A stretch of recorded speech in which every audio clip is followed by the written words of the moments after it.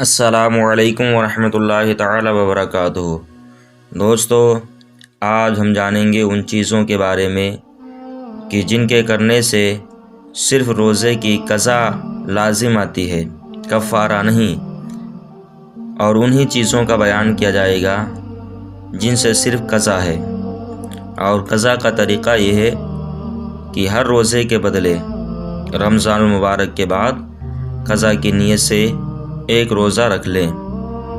Number 1، یہ گمان تھا کہ صبح نہیں ہوئی اور کھایا پیا یا جمع کیا، بعد کو معلوم ہوا کہ صبح ہو چکی تھی تو روزہ نہ ہوا، اس روزے کی قضا کرنا ضروری ہے، یعنی اس روزے کے بدلے میں ایک روزہ رکھنا پڑے گا۔ نمبر 2، کھانے پر سخت مجبور کیا گیا، یعنی اقرار شرعی پایا گیا، اب چونکہ مجبوری ہے لہٰذا اپنے ہاتھ سے ہی کھایا ہو، صرف قضا لازم آئے گی۔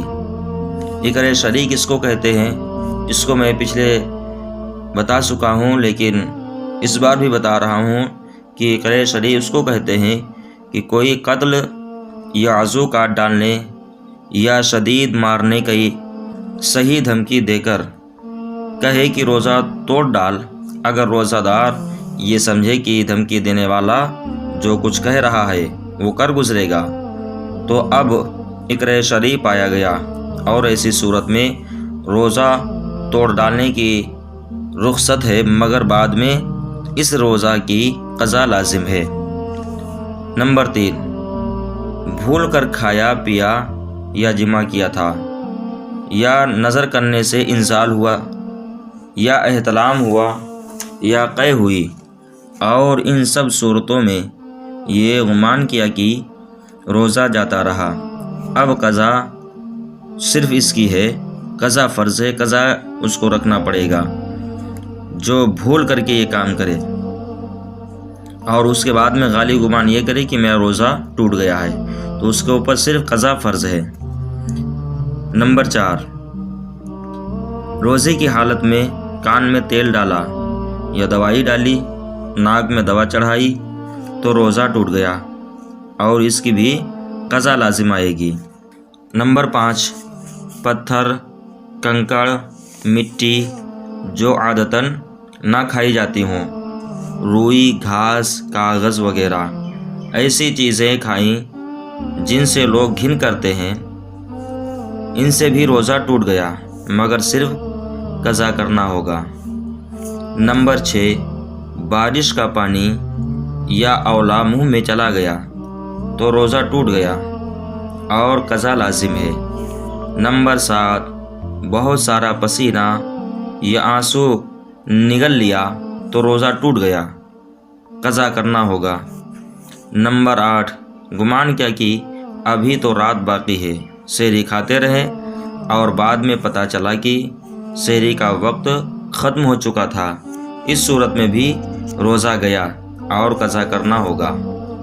نمبر 9، اسی طرح یہ غلط فہمی ہو گئی کہ سورج غروب ہو چکا ہے، کھا پی لیا، جب بھی روزہ ٹوٹ گیا اور قضا کرے۔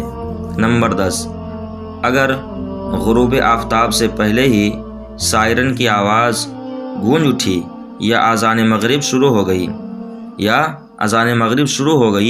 اور آپ نے روزہ افطار کر لیا اور پھر بعد میں معلوم ہوا کہ سائرن یا اذان تو وقت سے پہلے ہی شروع ہو گئے تھے، اگرچہ اس میں آپ کا کوئی قصور نہیں، مگر روزہ ٹوٹ گیا، اسے قضا کرنا ہوگا۔ نمبر 11، آج کل چونکہ لاپرواہی کا دورہ ہے، اس لیے ہر اسلامی بھائی بہن کو چاہیے کہ وہ خود اپنے روزے کی حفاظت کریں، سائرن اور ریڈیو ٹی وی کے اعلان بلکہ مسجد کے بھی اذان پر اکتفا کرنے کے بجائے خود سحری و افطار کے وقت کے صحیح معلومات حاصل کریں۔ نمبر 12، وضو کر رہے تھے، پانی ناک میں ڈالا اور دماغ تک چڑھ گیا یا حلق کے نیچے اتر گیا، روزہ دار ہونا یاد تھا تو روزہ ٹوٹ گیا اور قضا لازم ہے۔